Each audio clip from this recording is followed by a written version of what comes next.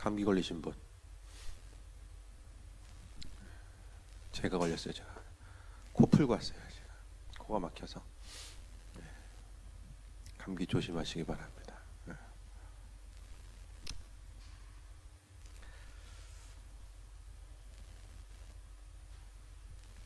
성경의 내용을 보면 복음서의 내용을 보면 비슷한 게 많이 나오잖아요. 마태, 마가, 누가, 요한복음을 보면 각자의 좀 강조점들이 있어요. 마태복음은 유대인들에게 쓴 거예요. 그러니까 유대적인 전통 가운데 유대인들에게 마태가 쓴 거고, 누가복음 같은 경우 또 이제 누가복음은 특히 이제 강조되는 게 이방인들, 로마 문화권 가운데 살고 있는 이방인들에게, 또 이제 마가복음도 비슷하고요. 이방인들에게 쓴 내용이 있고요. 그래서 누가복음 같은 경우에는 구체적으로 좀 설명해 주고 있어요. 유대인이 아니면은 모를 내용들에 대해서 구체적으로 설명하는 게 많거든요. 그러니까 성경에 보면은 이제 비슷한 내용들 받고 쪼개서 보면은 이제 마가가 원 자료 가운데 마태복음하고 이제 그 누가복음은 다른 한 자료가 있어요. 어떤 자료냐면은 그 자료를 이제 Q 자료라고 하는데, 어떤 가상의 자료예요. 그 가상의 자료를 함께 보고서 마태나 이제 누가가 그걸 통해서 이제 성경을 이제 기록하면서 나아갔다. 그렇게 이제 학문적으로 연구하면 그렇거든요. 그러니까 성경에 보면은 그 나무를 잘라 보면은 나이테가 있어요. 나이테가 있잖아요. 성경의 기록에 대해서 봤을 때 이제 분석을 해보면은 허점이 상당히 많이 보여요. 학문적으로 보면은 성경은 완벽한 책이 아니에요. 앞에 이 얘기했는데 뒤에 이제 편집하는 저자들이 앞에 이야기가 있으면은 이거를 삭제하고 새로 집어넣어야 되잖아요. 그런데 나이테처럼 앞에 이야기들, 뒤에 이야기들, 그러니까 성경의 저자들이 앞에 것을 임의적으로 건들지 않았어요. 그대로 살려놔요. 거기다가 또 집어넣어요.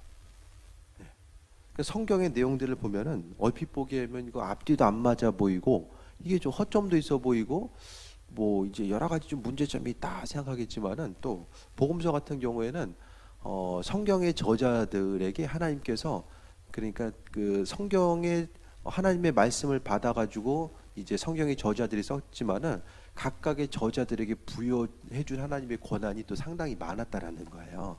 그러니까 학문적으로 연구하다 보면은.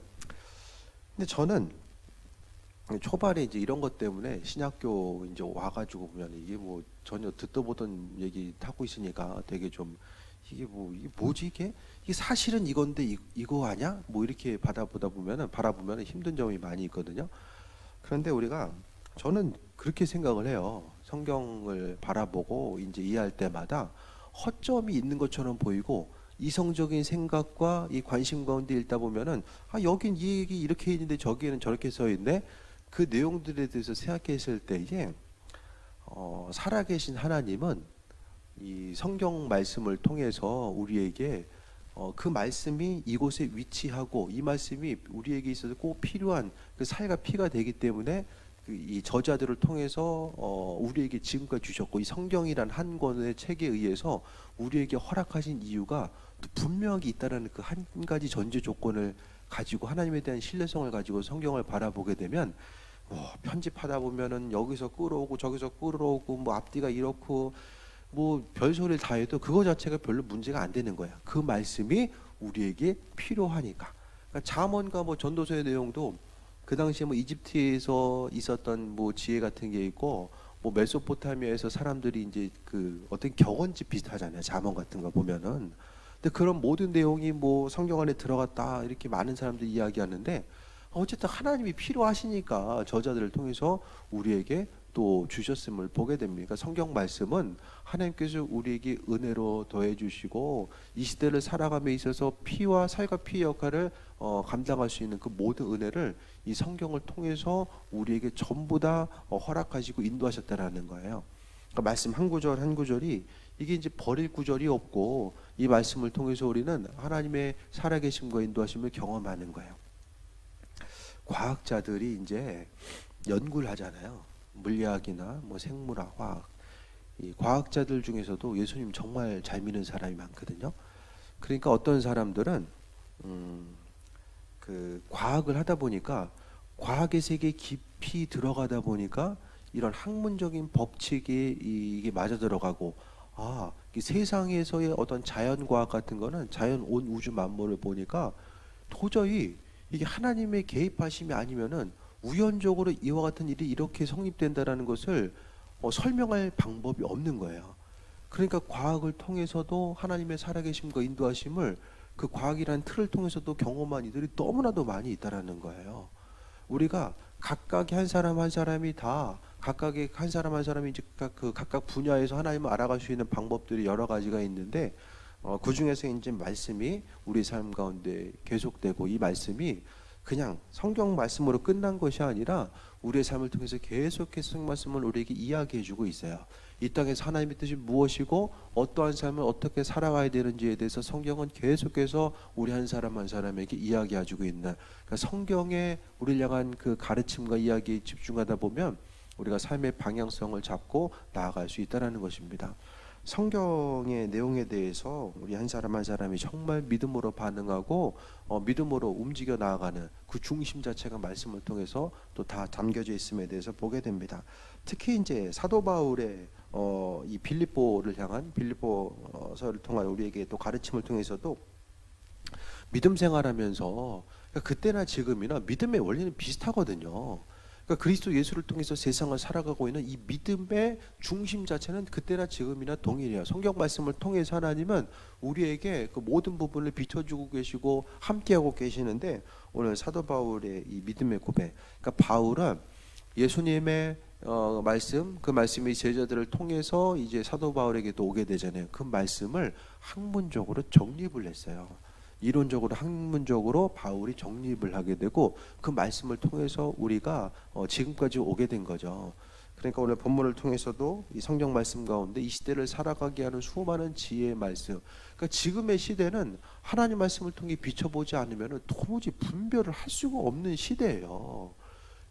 너무나도 많은 이게 정보가 많아지다 보니까 그 정보 가운데서 어느 게 진짜인지 아닌지를 구별하기가 너무나도 힘든 시기를 살아간다는 거예요. 옛날에는 나와 내 주변에 있는 사람들 이야기만 신경 쓰면 되잖아요. 근데 지금은 뭐 지구 반대편에 있는 얘기까지 다 그냥 시시각각 들려지니까 이 시대를 통해서 우리가 무엇을 어디에 중심을 두고 하루하루를 살아가야 되냐, 그 중심을 바로 하나님 말씀에 오늘도 둘 수 있게 되길 바랍니다. 오늘 본문은 사도 바울은 구원을 이루라라고 말씀하고 있어요. 구원을 이루라는 게 무슨 말이냐? 12절부터 보겠습니다. 그러므로 나의 사랑하는 자들아, 너희가 나 있을 때뿐만 아니라 더욱 지금 나 없을 때도 항상 복종하여 두렵고 떨림으로 너희 구원을 이루라라고 합니다. 바울 사도가 이제 빌립보 교인들과 함께하고 있는 상태가 아니에요. 빌립보를 떠나 있는 상태거든요. 그 떠나 있을 때의 빌립보 교인들이 사도 바울이 이야기했었던 그 가르침에 대해서 기억하고, 또 그것을 통해서 그들이 이제 믿음으로 승리하길 원했는데, 항상 복종하여 두려움으로 구원을 이루라는 것은 하나님 말씀이 심령 가운데 있어서 그 말씀대로 순종하고 살아가는 그 부분에 대해서 이야기합니다. 점점 다음 세대들이 이제 이 말씀 가운데 신앙생활하기가 힘든 이유가 뭐냐면은 이 복종하는 거, 말씀에 순종하는 이 마음의 체계, 그 머리 구조가 순종이라는 것과는 전혀 이게 연관성이 점점 더 이제 상실되게 됩니다. 그렇게 하다 보니까 믿음으로 살아간다는 것은 나 자신의 나약함과 하나님의 주권에 대해서 인정하고 그 말씀에 순종하는 삶을 이야기하는데, 그 부분이 이제 도식이 안 돼 있으면 너무나도 어렵다는 거죠. 우리 하나님 말씀에 순종하면서 두렵고 떨림으로 구원을 이루라는 것. 구원이라는 것은 우리에게 있어서 분명하게 하나님께서 남겨준 몫이 있다라는 거예요. 뭐냐면은 하나님 우리도 구원하시기로 마음 먹으셨기 때문에 저절로 순차적으로 그냥 내가 가만히 있는 것으로 인해서 구원이 이루어지는 것이 아니라 그분의 도우심을 통해서 구원에, 그러니까 하나님께서 구원하시기로 마음 먹으시고 우리에게 은혜를 베풀어 주셨어요. 그 이후에는 구원을 이루라고 하는 그 중심에는 우리 믿음의 응답이 반드시 선행되어야 된다는 것에 대해서 말씀하고 있습니다. 잔치로 하나님께서 우리를 부르시면은 그 잔치에 참여하는 데까지가 우리의 삶의 몫이라는 것에 대해서 말씀하고 있어요. 그래서 구원을 이루어가는 과정은 두렵고 떨림으로 구원을 이루라라고 말씀하고 있습니다. 세상 사는 게 좀 재미있으십니까? 재미있으신 분, 나 인생이 즐겁다.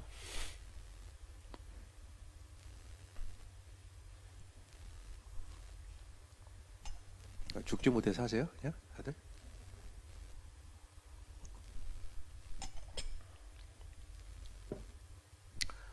갑자기 찬바람 보니까 그냥 기분도 싱숭생숭하고, 그렇죠?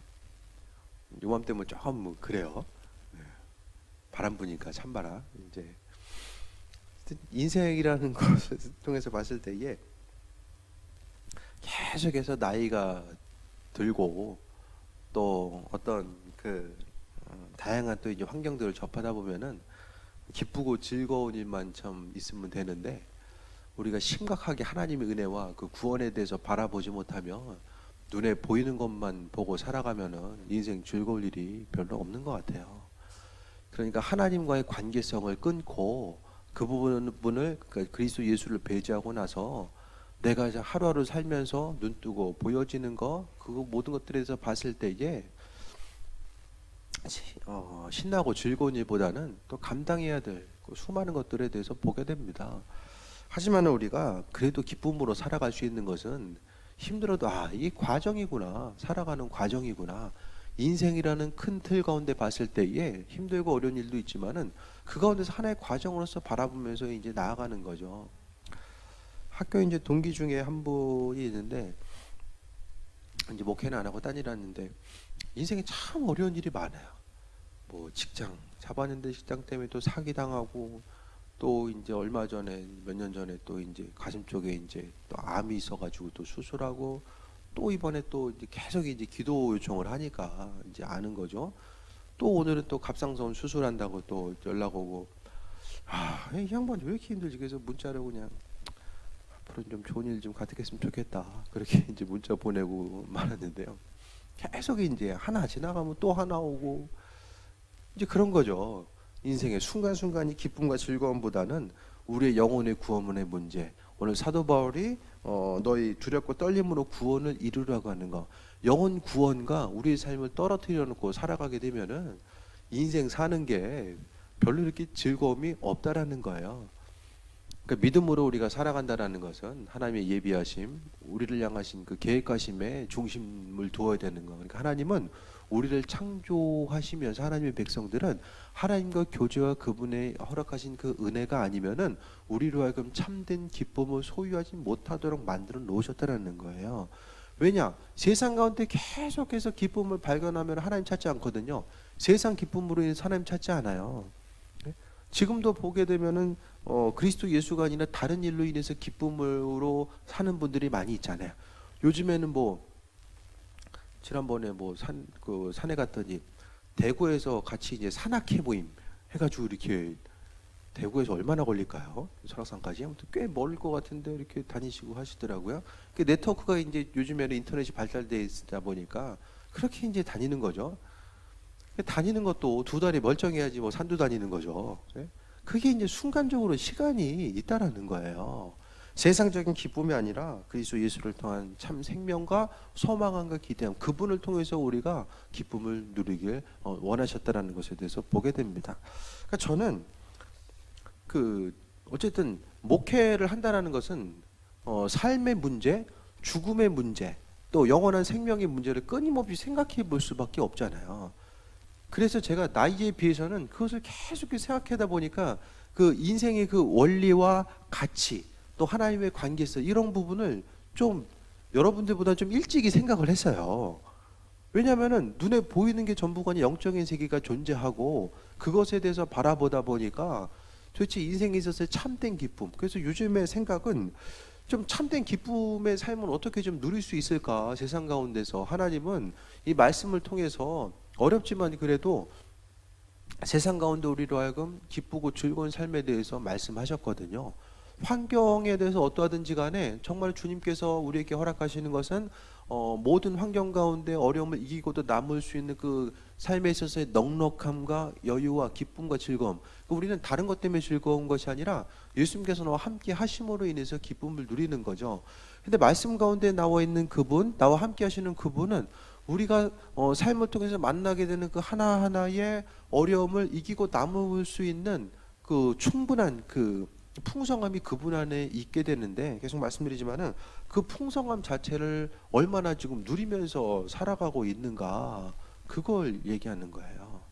그러니까 구원에 대해서 이루어가는 것도 구원받으려면 이것도 열심히 하고 저것도 열심히 해야 된다, 그것을 이야기하는 것이 아니라 세상 가운데 그리스도와 교제함이 자연스러운, 그냥 내 옷 입는 것처럼 계속 애쓰고 힘쓰고 발버둥 쳐가지고 그게 아니라 그냥 주님과 교제함이 그냥 자연스럽게 내 삶을 통해서 드러나는 거. 그러니까 그분이 나와 함께 하심을 통해서 마음의 기쁨과 즐거움이 넘치는 그 귀한 삶에 대해서 또 이야기합니다. 계속 보겠습니다. 13절에 너희 안에서 행하시는 이는 하나님이시니 자기의 기쁘신 뜻을 위하여 너희에게 소원을 두고 행하시나니. 무슨 말이냐면 너희 안에서 행하신 이는 하나님이시다라는 거예요. 그러니까 구원을 이루라는 것이 우리 스스로의 방법과 노력과 행위에서 일하는 것이 아니라 너희 안에서 행하신다는 것이, 하나님이라는 것은 그리스도 예수께서 우리 안에서 행하시고 자기의 기쁘신 뜻을 위해서, 그러니까 하나님이 기뻐하신 뜻을 위해서 우리 한 사람 한 사람을 또 사용하시고 인도하신다라는데, 결국에는 하나님이 기쁘신 뜻을 위해서, 그러니까 좀 더 볼게요. 하나님이 자기의 기쁘신 뜻을 위해서 너희에게 소원을 두고 행하시는 것. 그러니까 우리의 삶을 통해서 하나님은 일하시고, 그러니까 우리의 삶을 통해서 하나님은 기뻐 받으시고 영광 중에 함께 하시는 거예요. 그러니까 하나님의 기쁨이 바로 그것을 통해서 하나님의 기쁨이기도 하지만은 그분의 기쁨을 통해서 우리가 영혼 구원을 이루어가는 거예요. 그러니까 우리가 이 세상에서 구원을 이루기 위한 행동이나 하나님께서 우리 안에 계신 하나님께서 기뻐하신 일들을 우리가 행하는 것이나 똑같은 거예요. 결국 다시 이야기하면은 하나님이 기뻐하신 뜻은 우리가 이 세상에서 영혼 구원의 길을 이루는 것 자체가 하나님 정말로 원하시는 일이라는 것에 대해서 볼 수 있게 됩니다. 그러니까 영혼 구원의 모습, 그러니까 어떤 일들에 대해서 행하고 나아가는 것들도 다 주님께서 나와 함께 하시지 않으면 아무것도 할 수 없다라는 거예요. 그러니까 예수님 아니면 우리는 가능성이 전혀 보이질 않는 존재예요. 스스로 아침에 마음 먹어도 저녁 때 행하기가 정말로 힘든 존재가 우리 자신이고, 계획한다라고 해서 되는 것도 아니고, 우리 육신적인 나약함이 있고, 사단은 끊임없이 사람을 공격하기 위해서 충동질하고 계속해서 어려움을 주는 존재들. 너무나도 사단은 가까이에 있어요. 우리의 삶을 무너뜨리려고 하는 이 사단의 간교한 계략은 끊임없이 우리의 삶의 여정 가운데 있어서 우리로 하여금 분별력을 갖지 못하게 하고 그리스도 예수를 바라보지 못하게 하고 끊임없이 삶의 순간순간마다 절망하게 하는 것. 오늘 걱정하신 거 있으십니까? 근심 걱정하고 절망한 거. 이게 다 속는 거예요, 속는 거. 속고 있으면서도 이제 속는지 모르는 거죠. 저는 속다가도 설교 준비하면서 제정신이 돌아올 때가 많아요. 그 큐티가 여러분에 있어서 그런 역할을 해야 돼요. 지금 이제 계시록 나오니까 뭐가 뭔 소리인지 별로 모르실 거예요. 그냥 읽느냐고 정신이 없으실 텐데, 그때는 설명 좀 많이 보시고, 설명도 은혜가 안 되면 좀 간증글이라도 보시면서 그 시간을 이겨 나가셔야 돼요. 좀 친근한 본문이 올 때까지 이겨 나가는 거죠. 삶을 살다 보면은 그냥 뭐 이렇게 스스로를 돌아보면은 내가 많이 어떤 것을 이루고 또 이런 부분에 대해서 내가 주님 보시기에 합한 자로서 많이 이루었구나, 이런 업적과 내 수고함이 이런 것들로 내가 쌓여져 있구나, 그런 것보다는 참 후회와 절망과 한숨으로서 난 지난날 뭐 했지? 이런 생각으로 다가올 때가 훨씬 많거든요. 그런 거 생각하다 보면은 절망스러워요. 그러니까 숨 쉬고 사는 게 절망스러워요. 그렇게 하다 보면. 그러면 또 근심 걱정하게 되고, 하나님 말씀이라는 기준에 비춰보지 못하면 인생 자체는 그냥 절망이에요. 여러분 자신을 돌아봤을 때도 앞으로 뭐 크게 나아진다라는 보장도 없고, 현실만 바라보면 인생에서 크게 기쁨을 찾을 게 없어요. 하지만 내가 기쁨을 찾을 수 있는 것은 주님께서 함께 하시기 때문에. 그러니까 주님 안에 사로잡힌 모습 가운데 나 자신을 돌아보는 거예요. 그 설교 말씀도 좀 잘 좀 기억하시고, 저도 좀 이제 살면서 순간순간 이제 그런 그 눈에 보이는 거 가지고 실족하고 했을 때에 설교 말씀을 좀 기억을 더듬으면서 좀 해보는 거죠. 그래서 그것을 통해서 다시 한번 좀 기준점을 온전한 자리로 돌려놓고 좀 가려고 힘쓰는 것입니다. 그 지금 눈에 보이는 것, 내게 기쁨을 주는 것들도 다 떠나가게 되고, 또 어려움을 주는 것도 다 떠나가죠. 하지만 그리스도와의 관계성 자체는 절대로 변하지 않는다라는 거야. 그래서 오늘 사도 바울은 구원을 이루라고 이야기하면서 그 안에서, 그러니까 너희 안에서 행하신 이는 분명히 하나님 그리스도 예수께서 우리 안에서 행하시고 계시기 때문에 그분이 기뻐하시고 즐거운 뜻을 따라 움직이다 보면은 우리가 어느새 구원을 이루는 거예요. 내가 이거 해야지 천국 갈 수 있을 거야, 그거 고민하면서 살아가서는 절대로 구원의 길에 들어설 수 없어요. 왜냐하면은 그리스도 예수가 목적이 아니라 내 영혼 구원이 목적이 되기 때문에, 그리스도 외에 다른 곳에 목적이 되면은 결국에는 많은 것을 쌓아놔도 결국엔 다 사라질 수밖에 없는 것임을 이야기합니다. 구체적으로 행함 자체가 구원의 길에 들어서는 이들에게 있어서의 구체적으로 행함 자체가 무엇인지를 14절부터 이야기합니다. 모든 일에 원망과 시비가 없이 하라라고 말씀합니다.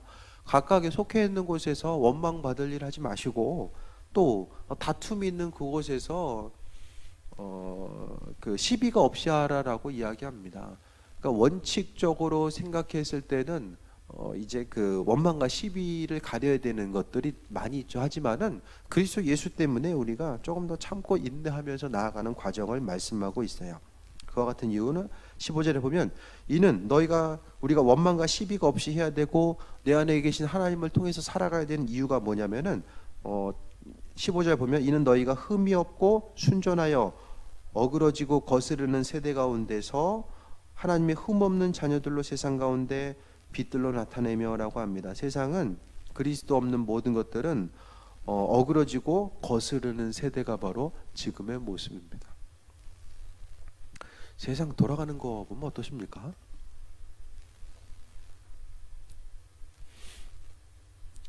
먹고 살 것만 있으면 좀 시골로 가고 싶지 않으세요? 다 단절하고 조용한 데서.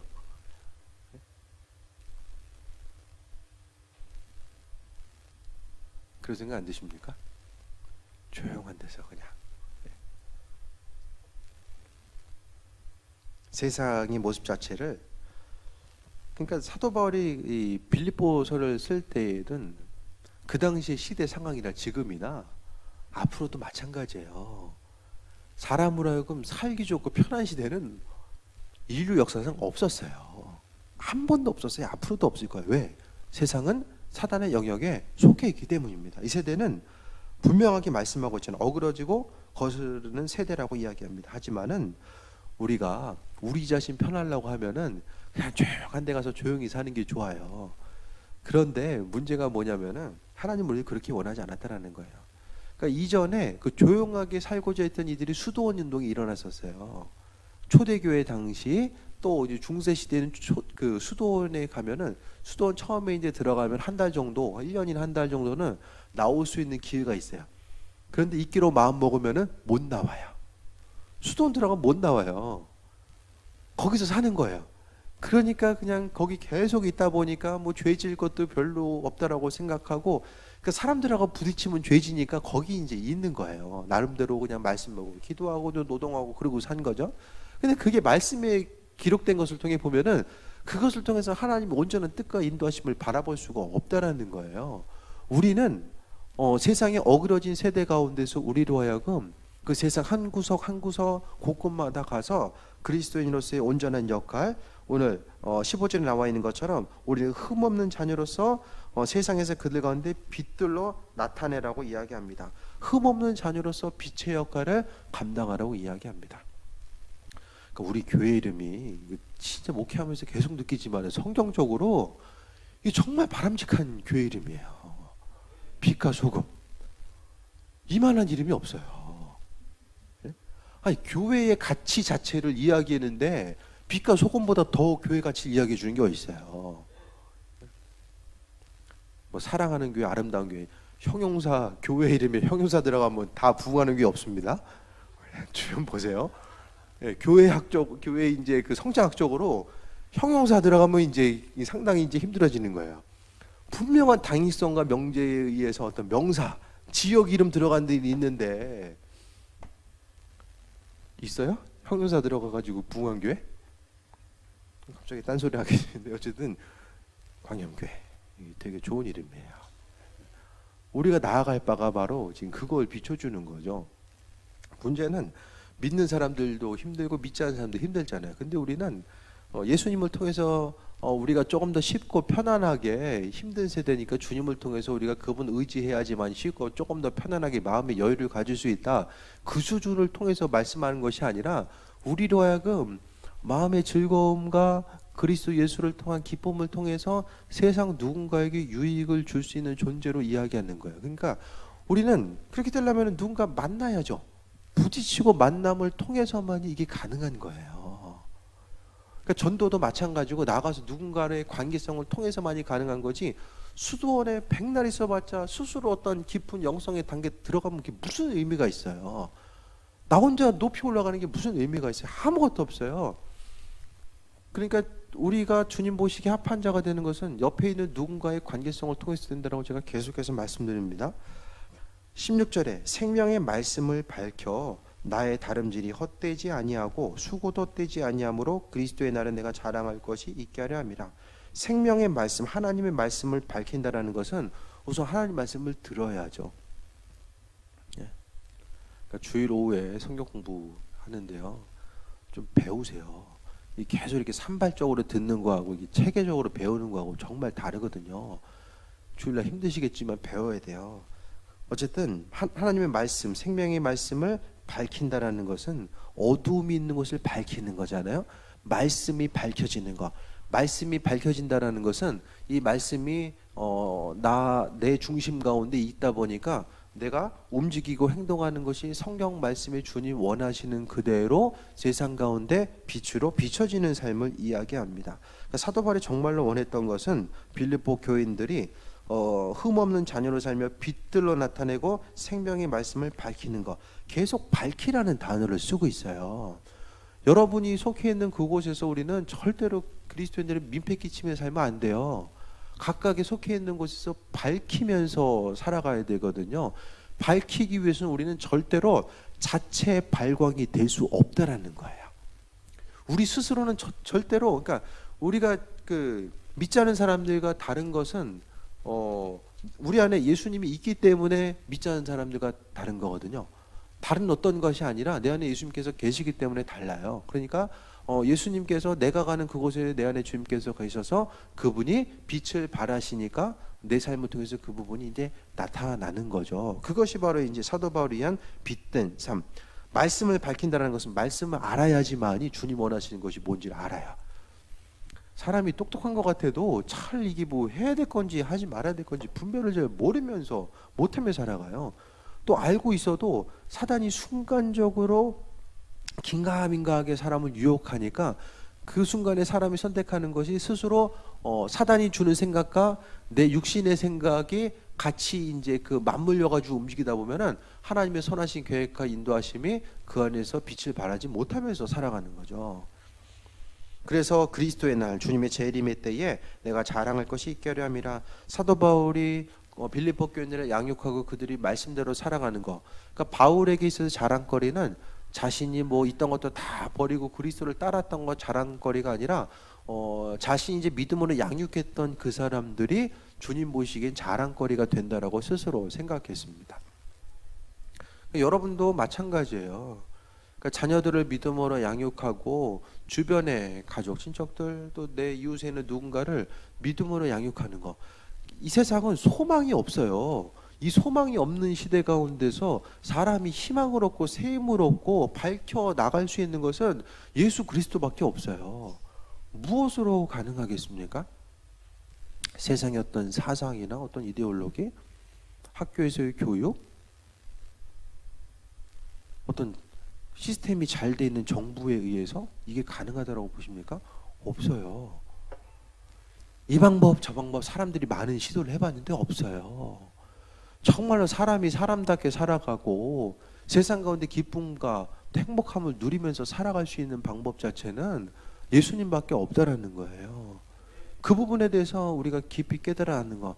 그러니까 믿지 않는 사람들에게 그리스도 예수가 어떤 존재인가, 여러분 자신에게도 마찬가지거든요.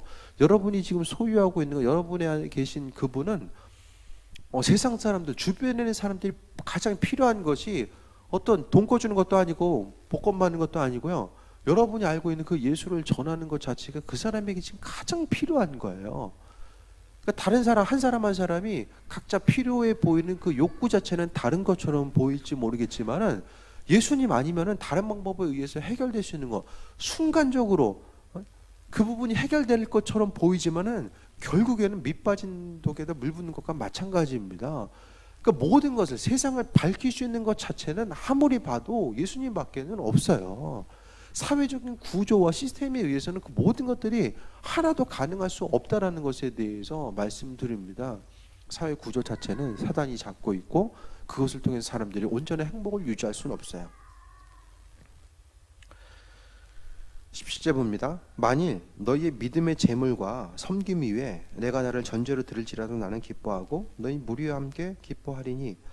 그러니까 빌립보 교인들, 그러니까 수신자들이 믿음의 재물이라는 것은 믿음을 위해서 믿음의 반응 가운데 최선을 다하고 헌신하고 노력하는 그 삶, 그리스도 예수께 자신의 삶을 드리는 것과 섬김 위에 내가 나를 전제로 드릴지라도. 그러니까 그 양육했던 교인들을 그들을 섬기고 그들이 온전히 믿음으로 바로 서는 데에 자신 전제로 드린다는 건 죽는 걸 이야기하거든요.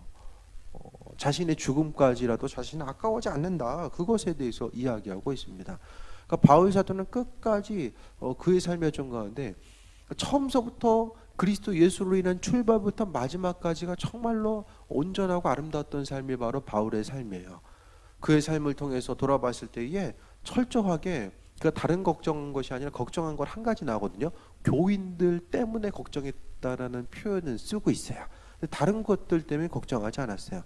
그가 염려했던 것은 양육했던 교인들이 그 이단의 무리들 때문에 어려움 당하는 그 부분에 대해 항상 노심초사했던 부분은 성경에서 또 기록하고 있습니다. 18절에 이와 같이 너희도 기뻐하고 나와 함께 기뻐하라라고 이야기합니다. 결국 사도 바울은 빌립보 교인들이 구원의 길에 들어서라는 거, 나머지는 다 좋은데 구원만 없어요. 그럼 너무나도 안타깝잖아요. 그러니까 구원의 길에 들어서는 것이 뭐냐? 구원을 위한 행동 자체가 어떤 신앙적인 어떤 다른 행동이 아니라 바로 내 안에 계신 그리스도 예수를 통해서 세상 가운데 이 빛을 비추고 빛으로서의 역할을 감당하는 것이 바로 그리스도인으로서의 온전한 삶이 되었다라는 것에 대해서 본문을 통해서 이야기하고 있습니다. 사람 만나는 게 좀 피곤할 때도 있으실 거예요. 그렇죠? 만나는 게 피곤하고 그냥 혼자 있는 게 편하죠. 근데 사람을 만나야지 빛과 소금 역할을 감당하잖아요.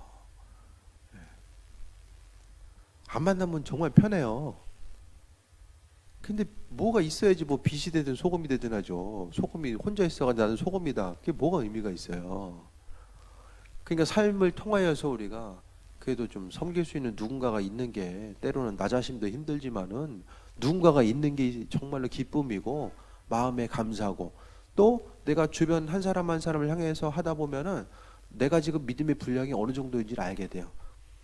혼자 백날 천날 있어봤자 내 믿음의 분량이 어떤지를 모른다니까요. 그러니까 누군가가 있어야지만이 내 믿음의 분량을 알고 하나님 보시기에 합한 내 자신의 삶이 지금 어디까지 와 있는지를 알게 됩니다.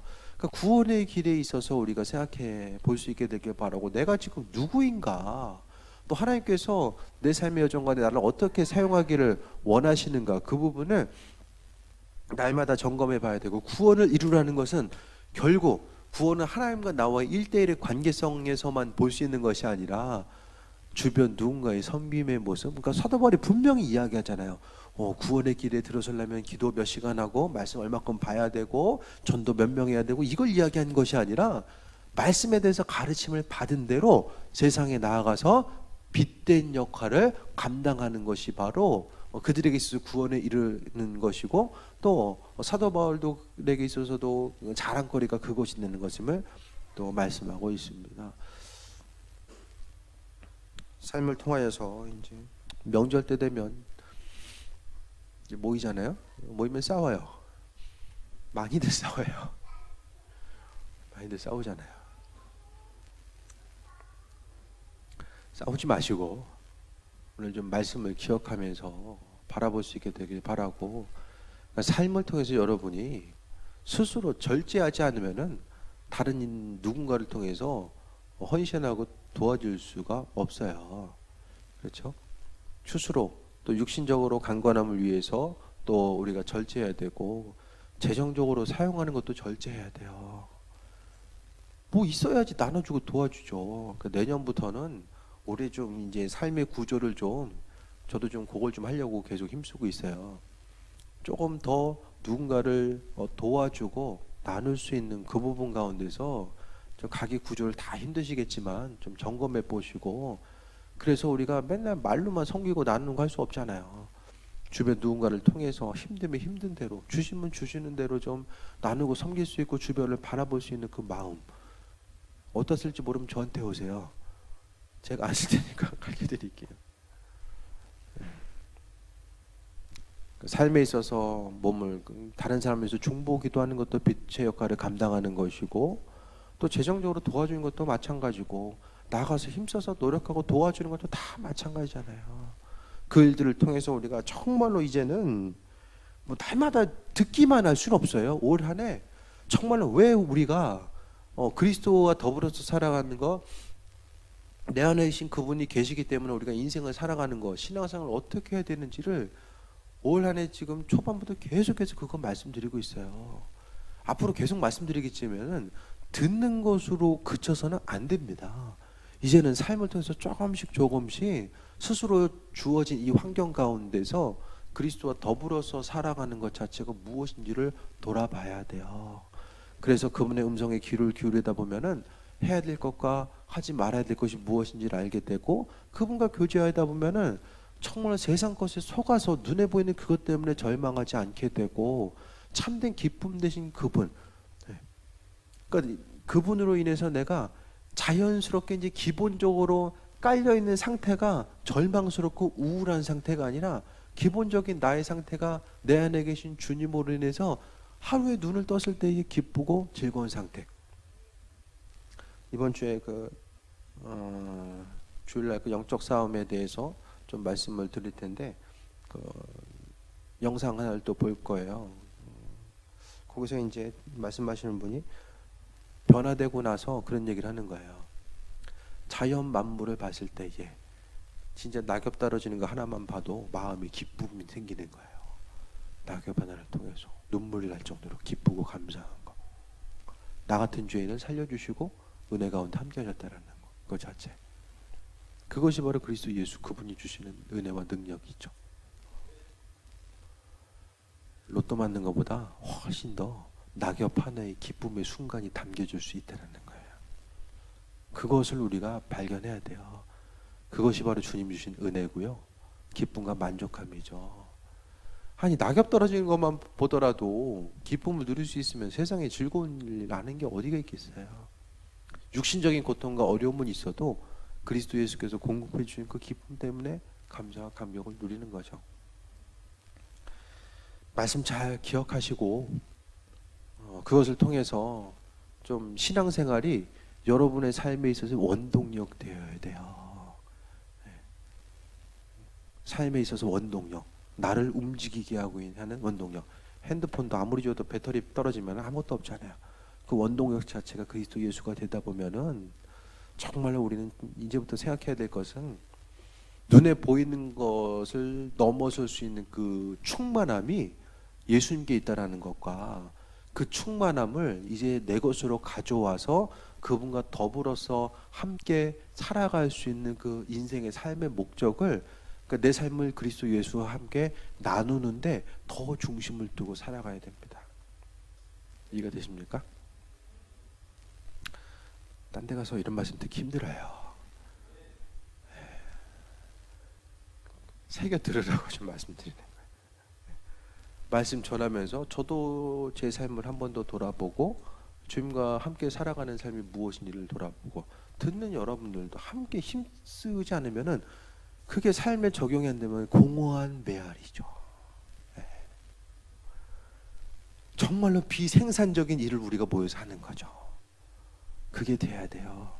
그것이 바로 삶에 있어서의 돌파가 일어나는 것입니다. 맨날 삶이 똑같은 환경이 반복되는 그 가운데서도 그냥 그런가 보다, 이제는 여기까지 왔나 보다, 이렇게 삶에 이렇게 너무 이렇게 방어적으로 살지 마시고 이것을 현실을 돌파하면서 살아갈 수 있는 것은 예수님 안에 그 힘과 능력이 있기 때문에 그 일들이 가능합니다. 그러니까 이제는 더 그분을 통해서 삶을 누리는 것, 그것을 좀 더 깨달아 알게 되길 바라고, 내가 마음의 여유가 없으면은 아무도 도와줄 수가 없어요. 그러니까 결국 내 안에 그리스도 예수를 통한 기쁨과 즐거움, 만족감이 있어야지만이 다른 누군가도 돌아볼 수 있게 돼요. 집안에 날마다 다툼이 있으면은 옆 사람 아무리 힘들고 어려워도 이게 신경이 잘 안 써지잖아요. 마찬가지입니다. 내 삶을 주관하신 그리스도 예수, 그분을 조금 더 바라보시고 오늘 사도 바울이 본문을 통해서 구원을 이루라고 하는 것의 그 본질적인 뜻과 의미성이 무엇인지를 돌아보며, 이제 명절 때라서 평소보다는 또 사람들 더 많이 만나잖아요. 그 만날 때마다 또 주님의 은혜 가운데 또 빛과 소금의 역할을 잘 감당하고 잘 섬겨드리시고 또 그것을 통해서 그리스도의 사랑과 인도하심을 나타내는 또 귀한 삶이 되시길 축원드립니다. 찬양하고 또 기도할 텐데요. 고향